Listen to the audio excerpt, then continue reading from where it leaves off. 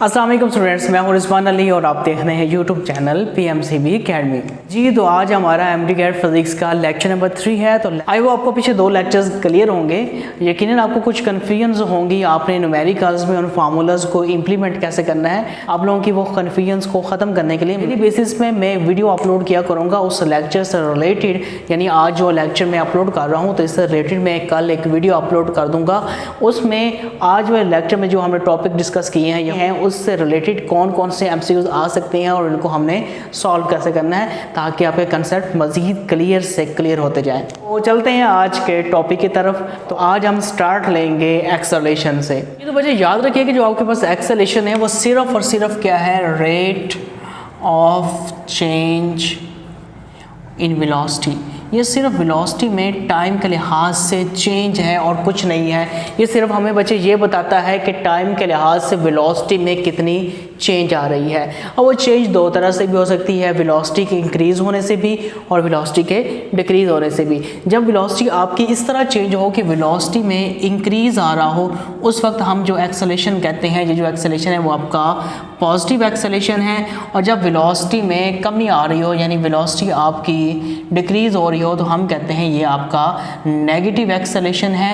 और negative acceleration के बच्चे यहाँ पे 2 और नाम्स भी हैं। नंबर 1 रिटार्डेशन, तो इसे रिटार्डेशन भी कहते हैं और इसे हम डेक्सेलरेशन भी कह सकते हैं। तो एक ही एमसीक्यूज में तीनों ही नाम ले रहा हो, नेगेटिव, डेक्सेलरेशन, तो रिटार्डेशन, तो समझे वो नेगेटिव एक्सेलरेशन की बात कर रहा है, यानी एक ही एक्सेलरेशन की बात कर रहा है। यहाँ पे आपको ये तो कहानी क्लियर हो गई ना कि एक्सेलरेशन क्या है, सिंपल वेलोसिटी में चेंज है। अब यहाँ पे ये मुद्दा आता है कि वेलोसिटी में चेंज किस तरह से आ सकती है बच्चे। वेलोसिटी में बच्चे याद रखिएगा चेंज 3 तरह से आ सकती है, वो मैं यहाँ पर लिख देता हूँ। जो वेलोसिटी में चेंज है, वेलोसिटी में जो चेंज है वो आपके पास 3 तरह से आ सकती है। सिर्फ मैग्नीट्यूड में चेंज आ जाए तब भी वेलोसिटी में चेंज आ जाएगा, डायरेक्शन में ओनली चेंज आ जाए तब भी वेलोसिटी में चेंज आ जाएगा, अगर दोनों में चेंज आ जाए तो वेलोसिटी में तब भी चेंज आ जाएगा। इसका मतलब है अगर वेलोसिटी का ओनली मैग्नीट्यूड चेंज हो रहा है तो देन एक्सेलरेशन प्रोड्यूस हो रहा है, अगर ओनली डायरेक्शन चेंज हो रही है देन भी आपका एक्सेलरेशन प्रोड्यूस होगा, अगर दोनों चेंज होगी तो फिर भी आपका बच्चे एक्सेलरेशन लाजमी प्रोड्यूस होगा। यहाँ पे ये तो चीज़ें आपको मोस्टली पता होंगी। यहाँ पे जो चीज़ मैं आपको बताने लगा हूँ बहुत ही इंपॉर्टेंट है। देखिएगा जब ओनली मैग्नीट्यूड में चेंज आएगा तो जो एक्सेलरेशन पैदा होगा वो या तो वेलोसिटी के पैरेलल होगा या फिर वेलोसिटी के एंटी पैरेलल होगा। ये 2 कंडीशंस होंगी। ये तो तब है जब ओनली मैग्नीट्यूड में चेंज आएगा। जब डायरेक्शन में चेंज आएगा बच्चे तो याद रखिएगा जो आपका एक्सेलरेशन है वो वेलोसिटी के परपेंडिकुलर होगा। जब दोनों में चेंज आएगी तो दोनों में अब दोनों कंडीशंस इंप्लीमेंट होंगी। एक तो एक्सेलरेशन वेलोसिटी के परपेंडिकुलर भी हो सकता है और साथ में एक्सेलरेशन वेलोसिटी के पैरेलल होगा या फिर एक्सेलरेशन वेलोसिटी के एंटी पैरेलल होगा। तो अगर हम यहाँ पर इसकी एग्जांपल है कि मैग्नीट्यूड में चेंज कब आता है, देखिएगा जब आप गाड़ी की स्पीड को इंक्रीज कर रहे होते हैं। जब गाड़ी की स्पीड को इंक्रीज कर रहे होते हैं दरअसल वेलोसिटी का मैग्नीट्यूड इंक्रीज कर रहे होते हैं, तब जो आपका जो एक्सेलरेशन होगा वो वेलोसिटी के एंटी पैरेलल होगा।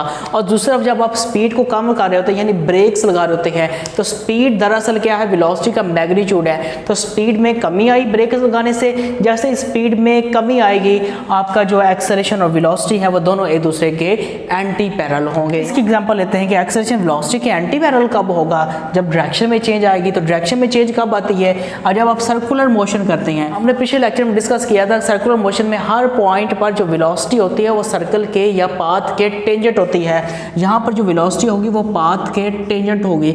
अब आपको पता है कि सर्कुलर मोशन में जो एक्सेलरेशन होता है वो होता है सेंट्रीपिटल एक्सेलरेशन और उसकी डायरेक्शन होती है हमेशा सेंटर की तरफ। अब यहाँ पर दोनों के दरमियान एंगल कितना आ गया, 90 आ गया। तो ये कंडीशन मोस्टली इंप्लीमेंट होती है सर्कुलर मोशन में। तो इस कंडीशन को हम इंप्लीमेंट करवा सकते हैं प्रोजेक्टाइल मोशन में। प्रोजेक्टाइल मोशन में एक ही वक्त में दोनों चीज़ें हो रही होती हैं, एक ही वक्त में डायरेक्शन भी चेंज हो रही होती है और एक ही वक्त में मैग्नीट्यूड भी चेंज हो रहा होता है। देखिए डायरेक्शन तो हर लम्हे यहाँ पे चेंज हो रही है और साथ में मैग्नीट्यूड भी बच्चे चेंज हो रहा है। मैग्नीट्यूड कैसे चेंज हो रहा है, पहले जिसम बुलंदी की तरफ जा रहा है, जब बुलंदी की तरफ जाता है तो उसकी स्पीड में कमी आती है, जैसे ऊपर से नीचे आता है तो स्पीड में इजाफा होता है। दोनों चीज़ें एक ही वक्त हो रही होती हैं। तो जो हम चलते हैं एक्सेलरेशन की टाइप्स की तरफ, तो एक्सेलरेशन टाइप्स मैंने यहाँ पे मेंशन कर दी है, uniform, variable, instantaneous, average, positive, negative acceleration due to gravity. इन तमाम चीज़ों को हम जल्दी जल्दी से डिस्कस करेंगे क्योंकि ये कंसेप्ट तकरीबन आप लोगों के क्लियर होंगे। आपका जो यूनिफॉर्म एक्सेलरेशन है इसका मतलब है एक्सेलरेशन आपका कांस्टेंट है, उसमें कोई तब्दीली नहीं आ रही, हर लम्हे आपका एक्सेलरेशन वैसे का वैसे ही है। अब ये एक्सेलरेशन यूनिफॉर्म कब होता है? वेलोसिटी इक्वली चेंज हो रही हो। देखिएगा पहले सेकंड में वेलोसिटी है 2, फिर दूसरे सेकंड में होगी 4, फिर होगी 6, फिर होगी 8, फिर होगी 10, फिर होगी 12। जब वेलोसिटी इस तरतीब से चेंज हो रही है, एक ख़ास पैटर्न से चेंज हो रही है, एक ख़ास गैप से चेंज हो रही है, उस वक्त आपका जो एक्सेलरेशन होता है वो होता है बच्चे यूनिफॉर्म एक्सेलरेशन। यहाँ भी कितना चेंज आ रहा है इन दो गैप्स के दरमियान? 2 से 4 में 2 का चेंज आ रहा है, 4 से 6 में 2 का चेंज आ रहा है, 6 से 8 में 2 का फ़र्क है, 8 से 10 में 2 का फ़र्क है, 10 से 12 में 2 का फ़र्क है। यहाँ पे ये कांस्टेंट चेंज आ रहा है, कांस्टेंट पैटर्न से चेंज आ रहा है, इसलिए आपका यहाँ पे जो एक्सेलरेशन है वो यूनिफॉर्म होगा। हम फार्मूले से प्रूफ कर देते हैं। देखिएगा जो एक्सेलरेशन है वो चेंज इन वेलोसिटी है ओवर टाइम। यहाँ पे चेंज कितना आया? 2 का, 2 ओवर 1 सेकेंड। यहाँ पे चेंज कितना आया? 2 का, 2 ओवर 1 सेकेंड। यहाँ पे चेंज 2 का, यहाँ पे चेंज 2 का, यहाँ पे चेंज 2 का, 2 ओवर 1 सेकेंड, 2 ओवर 1 सेकेंड। तो आपका एक्सेलरेशन हर लम्हे क्या है?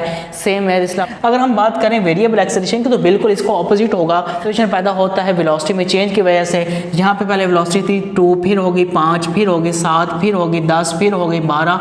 अब देखिएगा चेंज बहुत ही इरेगुलर पैटर्न से आ रहा है। पहले चेंज आ रहा है 3 का, फिर चेंज आ रहा है 2 का, फिर चेंज आ रहा है 3 का, फिर चेंज आ रहा है 2 का।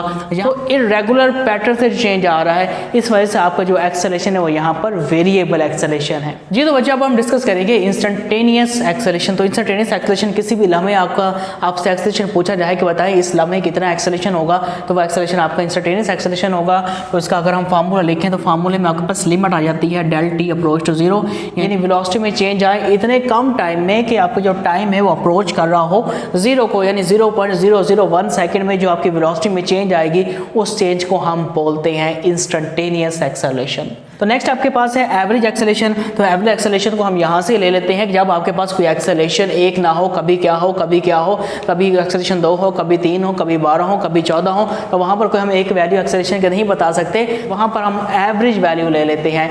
यानी जितनी भी वेलोसिटीज में चेंज आ रहा होता है तमाम को ऐड कर देते हैं और टोटल टाइम पे डिवाइड कर देते हैं। तो इसके कुछ खास फार्मूलाज भी हैं जो इंशाल्लाह मैं आपको बाद में अभी इसी लेक्चर में बताता हूँ। तो भाई नेक्स्ट चलते हैं पॉजिटिव एक्सेलरेशन की तरफ। तो आपको पहले भी बता चुका हूँ कि पॉजिटिव एक्सेलरेशन कब होगा? जब वेलोसिटी में इजाफा होगा।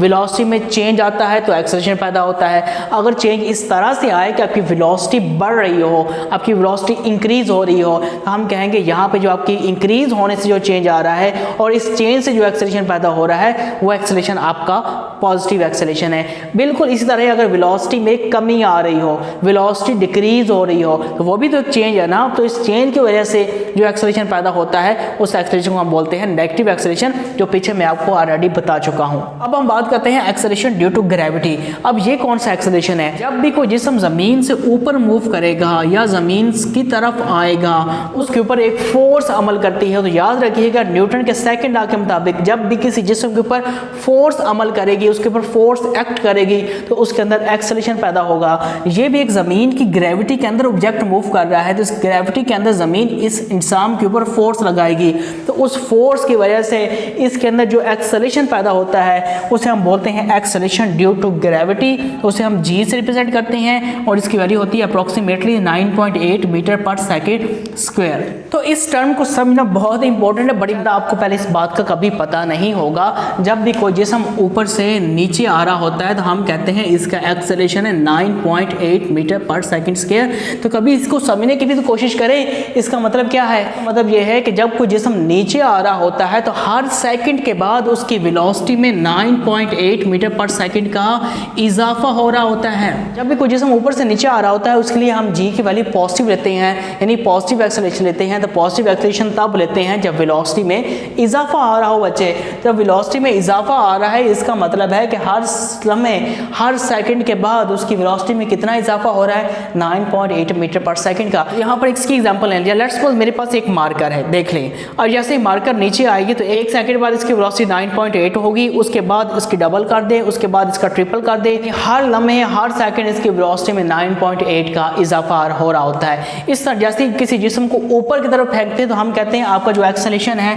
वो है -9.8 मीटर पर सेकंड स्क्वायर। तो इसका मतलब क्या है, नेगेटिव एक्सेलरेशन है, क्योंकि नेगेटिव हमने लगा दिया तो नेगेटिव एक्सेलरेशन का बच्चा मतलब ये है कि वेलोसिटी में कमी आ रही है। अब वेलोसिटी में कमी आने का मतलब क्या है कि हर सेकंड के बाद कितनी वेलोसिटी में कमी आ रही है, 9.8 मीटर पर सेकंड में कमी आ रही है। जी, तो एक्सेलरेशन की अगर हम मजीद बात करें तो हम एक्सेलरेशन आपके पास एक वेक्टर क्वांटिटी है, तो इसको डिस्क्राइब करने के लिए आपको दोनों चीज़ें चाहिए, मैग्नीट्यूड भी और डायरेक्शन भी। तो बच्चे अगर हम इसके यूनिट्स की बात करें तो इसके आपके पास जो यूनिट्स हैं वो होते हैं मीटर पर सेकंड स्क्वायर, और अगर इसके डायमेंशंस की बात करें तो इसके डायमेंशंस हैं मीटर के एल और सेकंड के टी। तो ये इसके आपके पास डायमेंशंस आ गए। अब हम डिस्कस करते हैं वेलोसिटी टाइम ग्राफ को, क्योंकि वेलोसिटी टाइम ग्राफ आपको एक्सेलरेशन की वैल्यू देता है, तो इसलिए मैंने इसको एक्सेलरेशन के साथ फिक्स किया था। लास्ट टाइम हमने पढ़ा था displacement time graph. Displacement time graph आपको वेलोसिटी की वैल्यूज देता था, इसलिए मैंने उसको डिस्प्लेसमेंट के साथ डिस्कस किया था।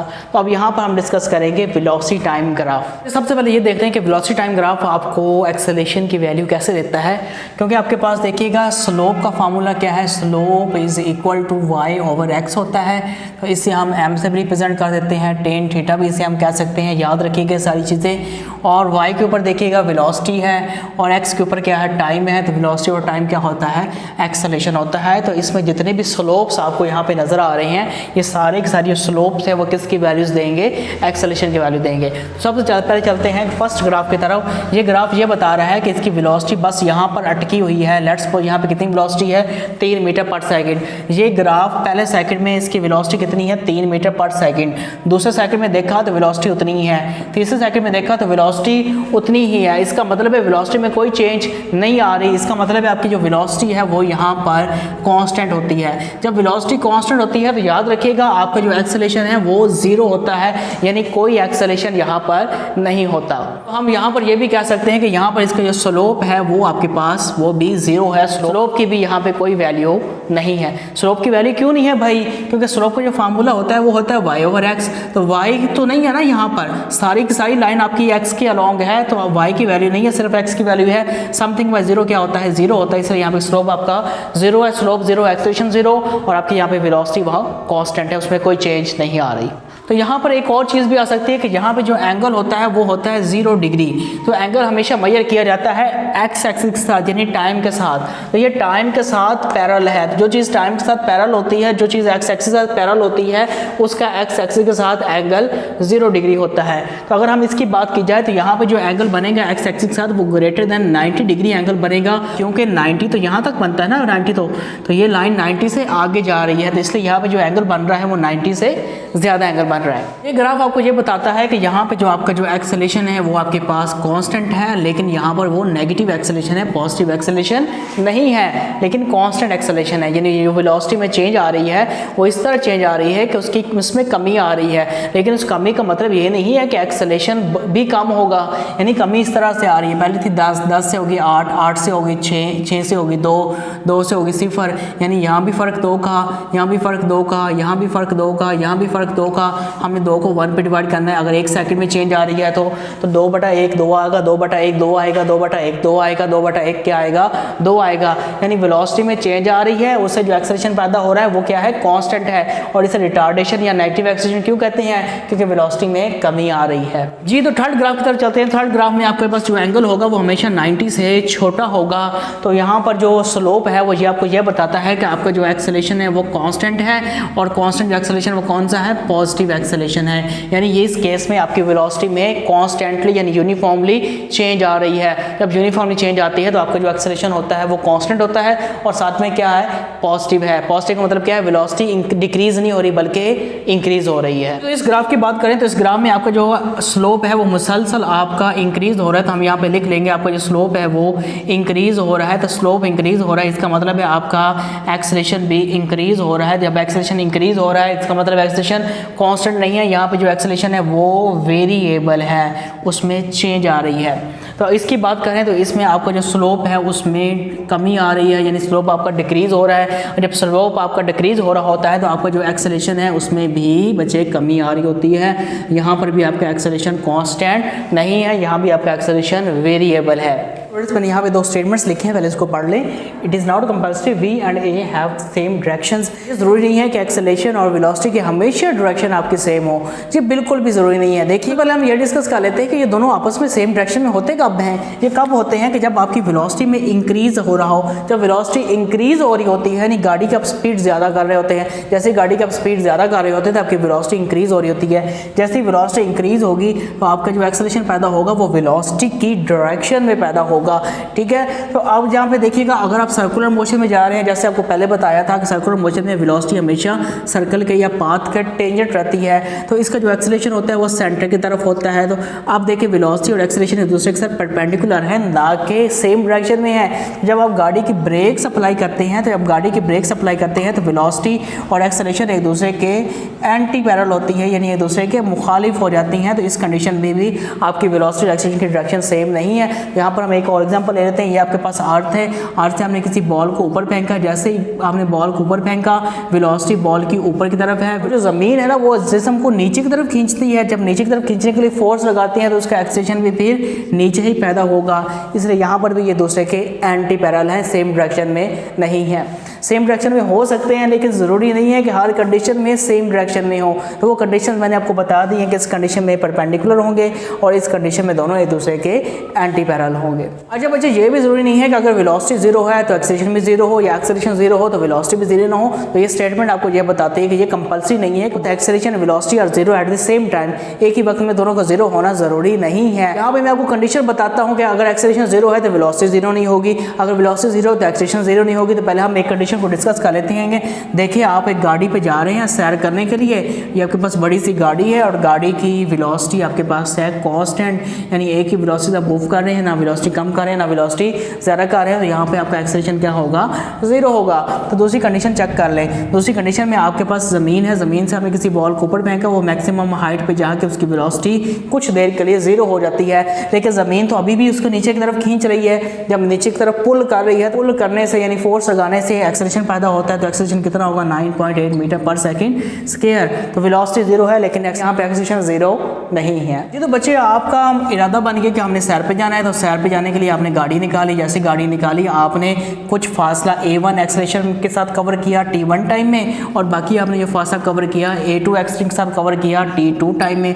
ऐसा फार्मूला है, इन दोनों को मल्टीप्लाई करवा दें a1 t1 और इन दोनों को मल्टीप्लाई करवा दें, ये हो गया a2 t2 और नीचे दोनों टाइम को प्लस कर दें, इससे आपका एवरेज एक्सेलरेशन का फार्मूला आ जाएगा। तो किसी किस्म की परेशानी होने की ज़रूरत नहीं है।